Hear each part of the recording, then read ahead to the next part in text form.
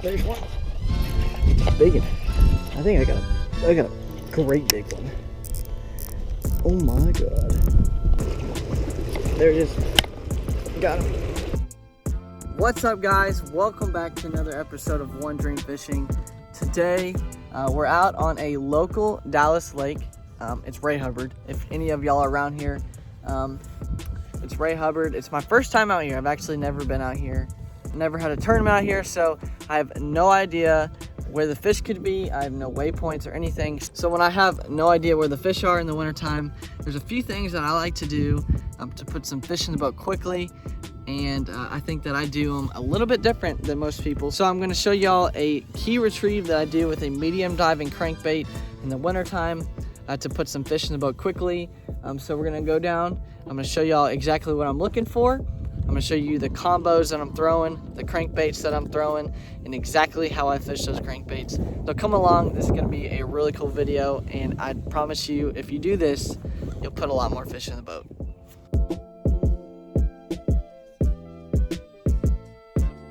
All right, so starting with the combos that I'm gonna throw for these crankbaits, I'm gonna have two setups. One's gonna be for my medium diving crankbaits, and then one's gonna be for my larger medium diving crankbaits. So starting off, the one that's gonna be in my hand about 80% of the time is a 7-foot medium heavy glass rod. This is an Alpha Angler Rebound. Love this thing. Perfect for the medium diving crankbaits. I'm gonna have 12-pound test and then a 7:4 gear ratio reel. Both of the reels are 7/4, and you'll learn why I choose that faster gear ratio here in a minute.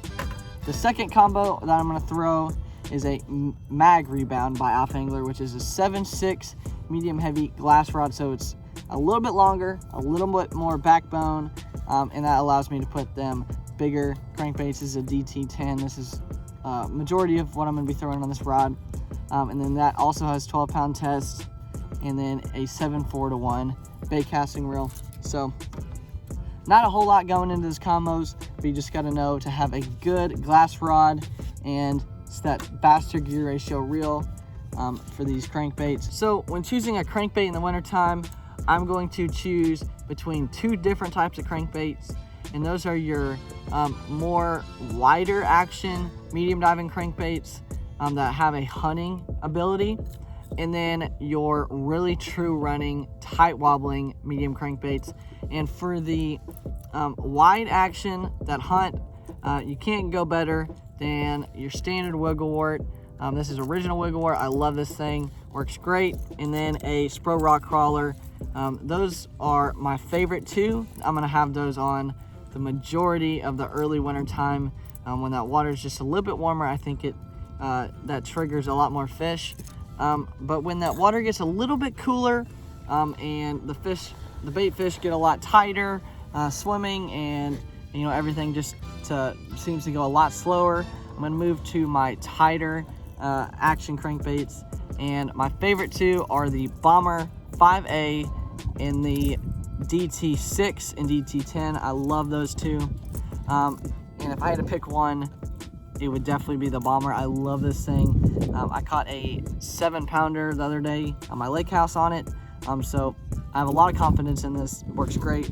And basically those are the two categories of the crankbaits that I'm gonna throw.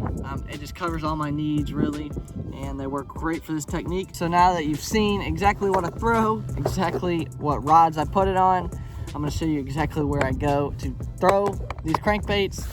And I'm gonna show you a sneaky little technique that has put some really big fish in a lot of numbers for me in the wintertime. So let's get up and let's go find some fish. We just made it to the first spot, and it's exactly what we're looking for. It's a 45-degree chunk rock bank. It always holds heat. The sun warms up those rocks, and the crawfish and the shad and the bass are all just gonna be up in there feeding. It's a great place to look for some fish, but a lot of people fish this kind of stuff in the wintertime, so you have to separate yourself by doing things a little bit different than others to catch some more fish. So the average fisherman is just gonna take their crankbait and just chunk it out there and reel it in, which there's nothing wrong with that. But in the wintertime, especially when you're fishing around a lot of people, I've noticed that there's a better way to fish a crankbait. So in the wintertime, when your shad and your crawfish are moving a lot slower, you have to adjust your retrieve speed.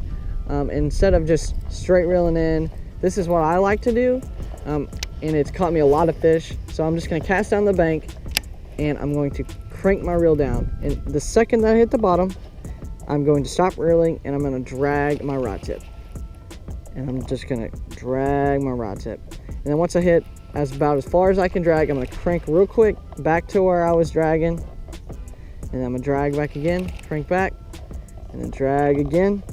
And basically what that does is it allows your crankbait to stay in the strike zone on the rocks and just be fished a lot slower. And I think that looks a lot more natural to those fish this time of year. I think that's what separates my crankbait fishing from a lot of just your regular average fishermen. It's put a lot of fish in the boat for me. So we're gonna cover a lot of water with this crankbait, see if we can't put some fish in the boat. But I promise if you try this technique, it works. But let's continue down this rock, and we'll fish a couple other spots and see if we can't put some fish in the boat.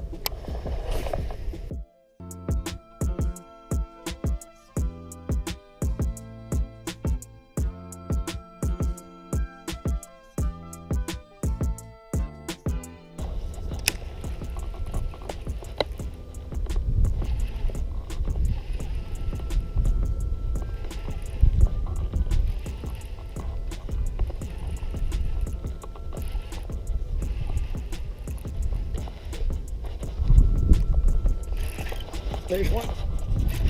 Big one. Is that a fish?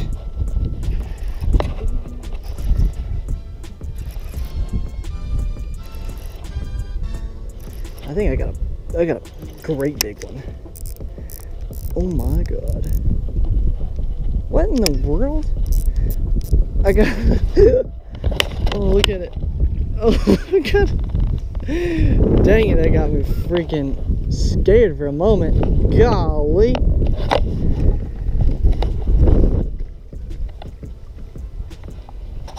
Whew. I'm shaking. That was a big old freaking drum. Ooh. I thought I had a 10-pounder on for a second.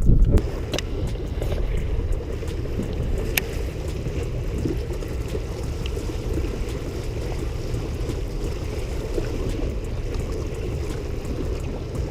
There it is. Got him. Come on. Oh, he's in the troll motor. Oh, God.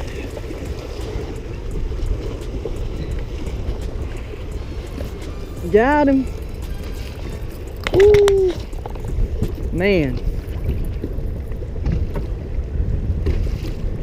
Came up and smoked that thing. Oh, finally. It has been a grind so far. I've literally fished every piece of riprap here. Finally got one.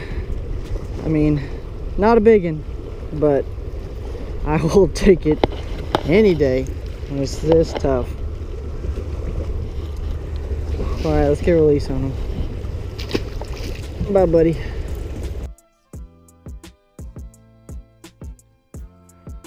Alright guys, that's going to wrap up this episode. Leave a comment down below if you have any questions about this technique. I know it was very specific. There's certain weird things about it. I didn't mention the faster gear ratio on your bait caster is for when you're dragging your reel, and then you need to catch up real quickly to your line to get back to dragging it so that bait doesn't float up. That's why I had that 7:4 to 1. But also leave a comment. You got anything you want to see in any videos coming up? Follow us on Instagram, Facebook, TikTok. We make videos on TikTok a lot, so if you want to follow us in there, we also make some really funny stuff on there as well. But that's going to wrap up this video. Thanks for watching. God bless, and dream on.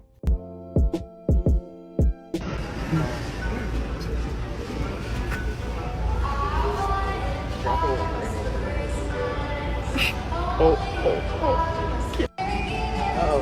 Take it away from him. Do it. Oh, I hope you got that.